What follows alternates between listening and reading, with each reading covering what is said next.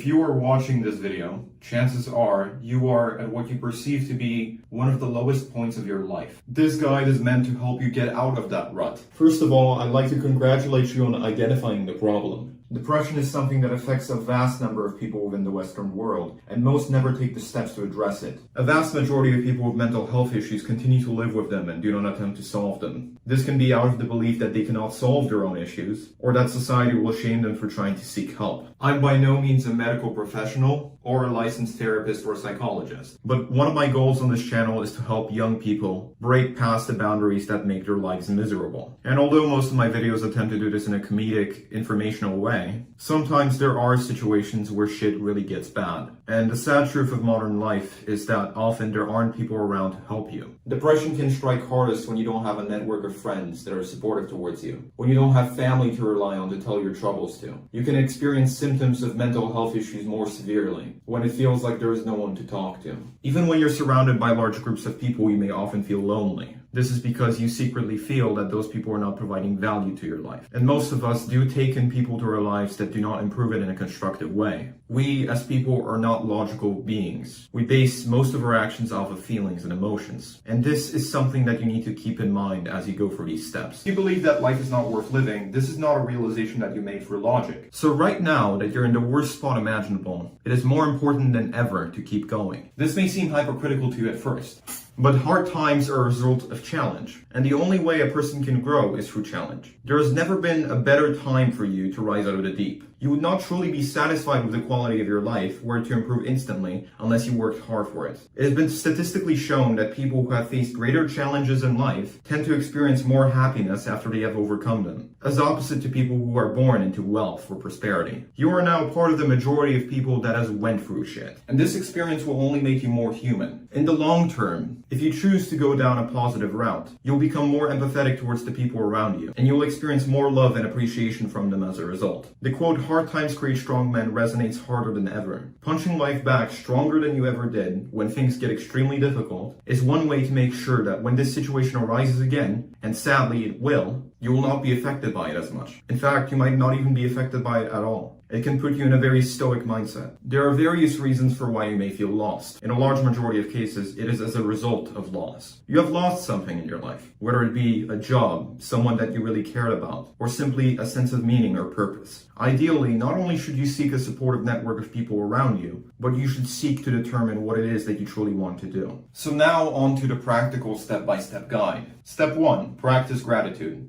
Yes, I know this is the last thing you want to be doing right now. But sitting down with a piece of paper, not your phone, not your computer, not your laptop, a piece of paper and a pen or a pencil, and writing down one by one the things that you're grateful for will definitely improve your mood. It cannot harm you in any conceivable way, and you can start off by listing the things that you own, such as, but not limited to, that pen or pencil or paper, and then on to your possessions like your clothes, your electronics, the place where you sleep. You can then go into people who has been supportive along your journey, who are the people that have not harmed you, who are the people that you're grateful for, that you're happy stuck around, and then take a moment to think about whether you truly want to be the person that harms those people. Through giving up, you are depriving these people of the value that you could have brought to their lives. And every moment you waste is a moment that you do not spend with them. Rather than sitting in your bed and wallowing in your pity, you might want to reconsider bringing these people closer to you. Chances are you're afraid of getting hurt, but supportive relationships will be just that, supportive.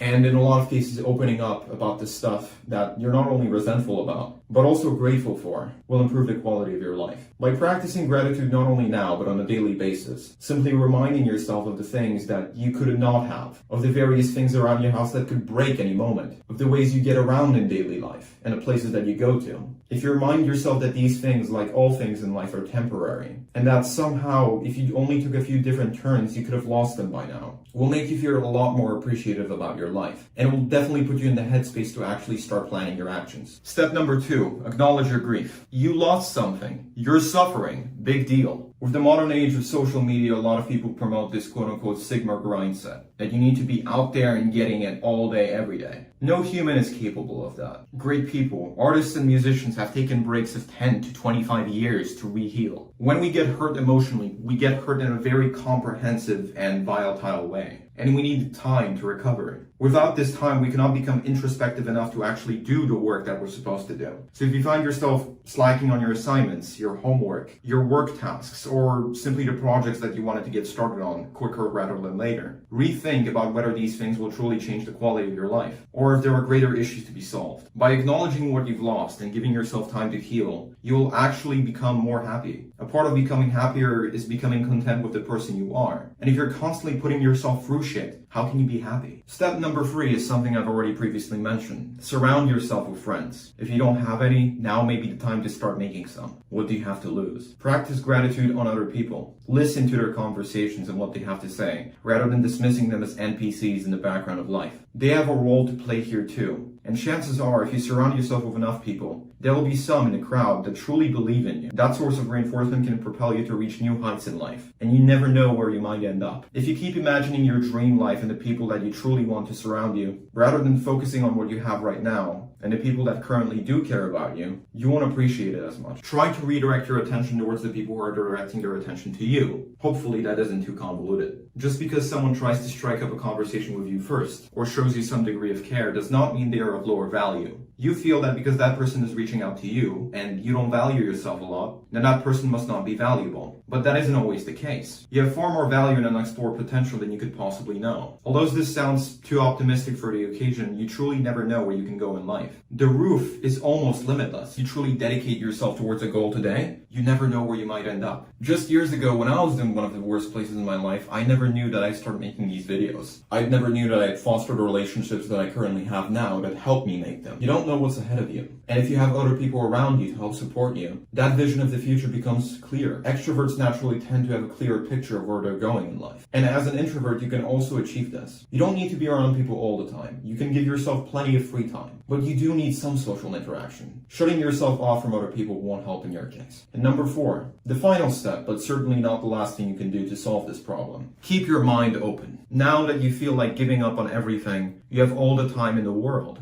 Whether you give up on everything today, or whether you give up everything 90 days from now, or even a couple years from now, it won't matter. So why not see how long you can last through this? Why not truly push yourself for the hardest things that you can do right now and assume responsibility for other people if there's nothing to do? By assuming responsibility for others and truly trying to help them, as I am doing right now, you make your life more meaningful. Don't do this out of the hopes of material gain. You won't get money or power all the time from trying to help people. But what you will do is make a difference in the world. Trying to help others is just one of the parts of keeping an open mind. By truly believing that you can do anything and opening yourself up to new possibilities, you will naturally attract the attention of others. And through this, you can help grow and encourage your community. Or if you don't have one, to start it. Modern life doesn't give you much outlets for your feelings. Those in our groups who are deprived of relationships or intimacy, or as seen as outcasts in social groups, often don't have a lot of people to turn to. Remind yourself that all of this is temporary, and that you can pursue through it. There are plenty of situations coming in your future that you simply don't see now. And by holding yourself accountable to stay still and present in the current moment, things can only get better. I sincerely hope this video has helped you, and I'll see you in the next one. Peace.